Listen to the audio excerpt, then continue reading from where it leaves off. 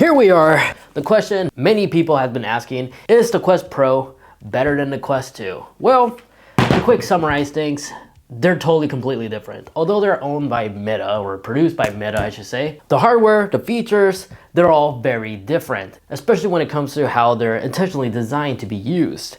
Yes, the Pro can play VR games very similar to the Quest 2, and it does a fantastic job in doing so, but when you compare its specs, and also don't forget that the Pro is mainly targeted towards enterprise users. But let's be real, this thing is available at Best Buy, you can buy it in other retail stores, still available for consumers. But many people are getting confused if they should go with the Pro or the Quest 2, and so in today's video, I'm gonna go ahead and help you out in finding out which VR headset is really right for you, and some pros and cons between one and another. Let's get started. Let's talk about the display specs. So the Quest Pro, Meta is saying that 72% greater in contrast with 37% more pixels with a resolution of 1920 by 1800 per eye with a refresh rate up to 90 Hz. And from my general experience, when putting on this VR headset, I have noticed that reading text, the dark pixels, even though it's not OLED, everything just seems more smoother to view from this display, which is what this was primarily targeted towards, as you do have the capability and freedom to use this VR headset as an extended monitor for your computer and that cool AR augmented reality experience we've been seeing all over the internet. Where was the Quest 2? Primarily targeted for shooters, gaming, working out, exercise, because honestly, it's really challenging to actually read something with the Quest 2.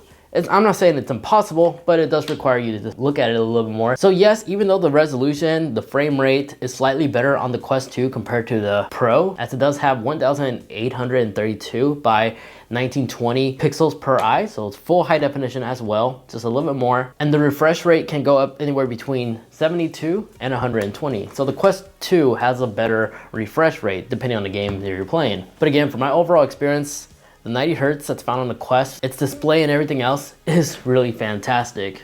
And then real quick, when it comes to FOV, the Pro actually has a higher horizontal FOV point of view compared to the Quest. But overall, the Quest 2 actually has a 90 average rating. Now when it comes to performance, the Quest Pro can do a little bit more than what the Quest 2 is capable of doing. For instance, it has more sensors, so it obviously does face tracking, but from my personal experience, that's not really necessary unless you really do plan on going into the metaverse, but that's like a weird dark place. Like, do not recommend. Haven't been there yet, but watch YouTube videos. It's weird, I would just say that. So if you're just buying a VR headset not to do business stuff, you're just buying it just to play games. But performance wise, honestly, even though the Quest Pro has a much newer processor with higher performance, improved graphics and capability, the Snapdragon XR2 Plus processor that it has, Meta is claiming that it is 50% more powerful than the Quest 2, as it does have 12 gigabytes of RAM, so it means should handle multitasking pretty well. However, for my first-hand experience with the Quest Pro, while screen recording at 1080p, which is only exclusive for the Pro, and multitasking with multiple windows open at once while communicating with somebody in game chat and switching between apps, I have noticed that it does tend to lag. Now, the Quest 2 can handle multitasking as well, but when you're doing a lot at once, it will also experience the lagging experience. But when you're just using both headsets normally without multitasking 4 things at once, like 2 or 3 things at most, both perform very well, super fluid, have no complaints here whatsoever. It's only when you're actually using them at this performance peak is when you experience lagginess. And it has 6 gigabytes of internal RAM for the Quest 2. And if you're wondering what processor the Quest 2 has, it actually has a Snapdragon XR2, which was released 2 years ago, but still is handling extremely well. With only 6 gigabyte of RAM, and honestly, that's more than enough. And in terms of storage capacities, the Quest 2 had a 64 gigabyte option, that's now discontinued. So now on retail stores, you can find this thing with 128 or 256 gigabytes of storage. The Pro only comes standard with 256 gigabytes. And here's a screenshot of the storage capacity of both my devices to give you a better understanding how much space is still available even with all these apps installed on both of my VR headsets. Now let's talk about overall comfort. The Quest 2 with the original strap is very uncomfortable. I highly recommend upgrading to either the Elite or another great alternative third-party head strap. There's a lot of them available on Amazon. I'll link a few of them that I personally recommend and also have. But the Elite strap for me has been working really well, but I'm a casual user. I'm not too extreme. I actually treat my products with respect. So this is the original Elite strap that I had on my Quest 2 since day one, and it's holding up extremely well. Not once have I actually had to replace it, as that is a common issue where the edges tend to wear and tear really badly. Mine is perfectly fine, and yes, I have spent over 100 hours on the Quest 2. But this is uncomfortable. Even with the Elite strap, this top portion right here, the strap, even though it's comfortable, the VR headset is not weighted properly like the Quest Pro. So this is uncomfortable after an hour duration, and then this is known to give you messy hair with the strap on top. Now, the Pro 2 has a halo effect, almost like the PSVR, which the pro to that is it doesn't mess up your hair, and it's extremely comfortable to place on and off, as it actually retracts back and just tightens as soon as you actually overlap it over your head. So comfort wise has to go to the Quest Pro, and there's no need to upgrade the strap. Now in terms of full VR immersion, I'm a user who wears glasses, and the Quest Pro actually has a pancake flat lens, which is super easy to actually fit glasses in. Meanwhile, with the Quest 2, it's recommended to use a spacer, but even with the spacer, my glasses frame are a little bit too bulky at time where it will actually bump and just be uncomfortable, which is why I recommend picking up some subscriptions. Lens, if you can. VR Waves is the brand I personally recommend, and I have been using in my Quest 2. They make prescription lens on their website. They're very affordable, and they actually add additional protection for the Quest. They make them for the Quest 2, and they're coming out very soon for the Meta Quest Pro. But the Quest Pro is the only one that actually allows me to actually comfortably wear glasses underneath here. And then although it doesn't really offer the full VR immersion, but this is due to the fact that the Quest Pro is made more for a mixed reality. And then even though it doesn't have a nice black cover around your face, light easily leaks in this thing. When playing your VR games, it's not at all distracting. In fact, it's kind of pleasant. So comfort-wise, I have to give it to the Pro. But if you really do want a blackout immersion, they do sell this $50 attachment on the Meta's website. The blackout skirts right here on the side, they're magnetically held together, and you can swap it with a full ring one if you really want to have a similar experience like the Quest 2 in terms of eliminating light leaking in. Now, unique features that both of these two have, aside from the face tracking that's exclusive to the Pro,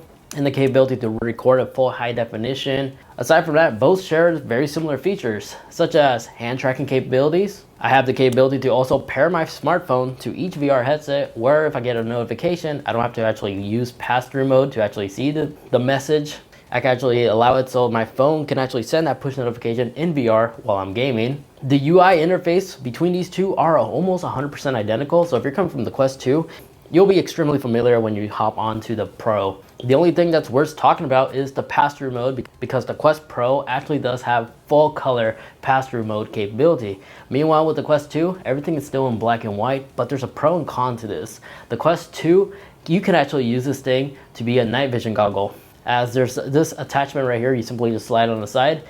It's an IR illuminator, and this will actually give your VR headset night vision capabilities. Whereas the cameras found on the Quest Pro, you cannot have this capability. Now in terms of controllers, the Touch 2 controllers are still by far one of my favorite controllers due to the fact that it's really convenient and easy to place down on the surface, like so. The buttons are extremely responsive and nice, no complaints there. But once you feel the texture on the Pro controllers, it feels like an Xbox controller, and now you have your hands on a Elite controller. The texture has that nice rubber silicone material, and it's really heavy. And even though it doesn't have a halo ring, it actually has cameras to actually assist the VR headset in tracking. And between the two, I have noticed that the tracking is significantly more accurate and consistent with the Pro controller.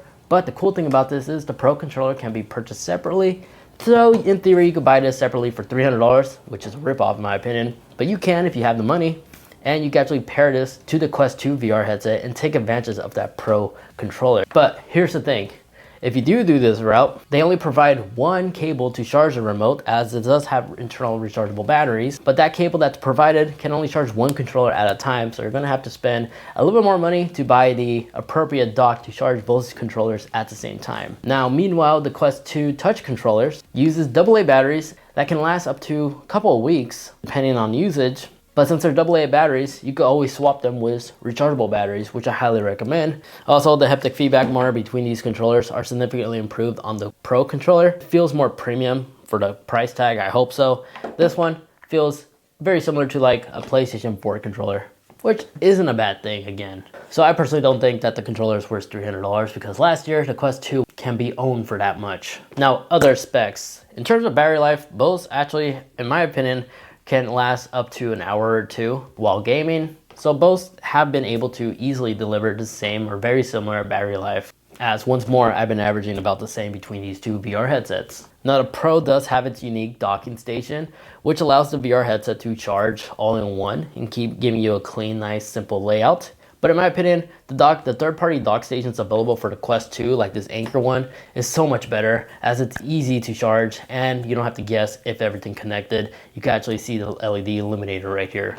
Meanwhile, with the Pro, you just have to rely on sound as it makes a beep, but sometimes it's so hard to even notice that everything is charging. Now, both do have an IPD slider. The Quest 2 has 3 options to choose from, and the Pro uses a slider on top to easily adjust it. But with the Pro, since it has face tracking capabilities, it could actually scan your fascia and will show you the recommended number for your eyes. But in my personal opinion, this is not always necessary, as you can always download a third-party app on your smartphone that will actually utilize like the Face ID hardware and will actually tell you the number of your IPD right then and there. But even if you don't have a smartphone, it's not too difficult to actually slide this until everything becomes clear. So with that said, which one of these two VR headsets is the best one for you? Well, honestly, I say you get more value with the Quest 2. Although it's not as clear to read a book in VR, but if you're just primarily just using this to play games, socialize, first-person shooters, or even be entertained while watching a movie in VR and stuff, the Quest 2 by far is still one of the most advanced VR headsets available in the market. But if you do plan on using your VR headset to socialize and stuff like that, like in the metaverse, I'm not going to criticize you, but the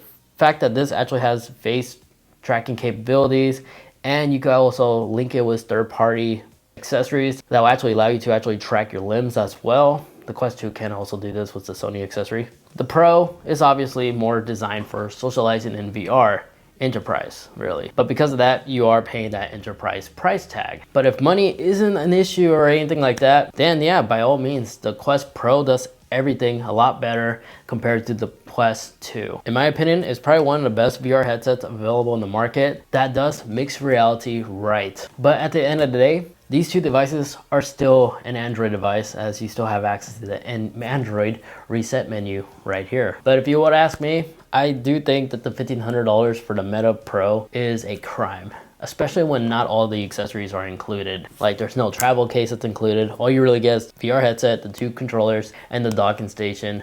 No case nor anything. But if you could wait a little bit longer, don't worry. Next year, rumor has it that the Quest 3 is coming out, but it probably won't be out until sometime during the summer or the fall time. But aside from that, there you guys have it. I still find the Quest 2 to be a better value in my personal opinion, but you guys let me know in the comment section down below. What do you guys think? I'm curious what the community has to say. So if you give me a list of pros and cons between these two, that would be amazing, and you'll be possibly pinned in the top portion of the comment section. Other than that, I appreciate every single one of you guys for watching. If you haven't yet picked up a VR headset and you'd like to support the channel, I'll include affiliate links in the video description down below. It doesn't cost you anything, it just sends a small kickback to the channel, which allows me to make informative content for you guys. Aside from that, if you wish to watch more, highly recommend checking out this video over here where I go through the hidden features and stuff like that about the Quest Pro.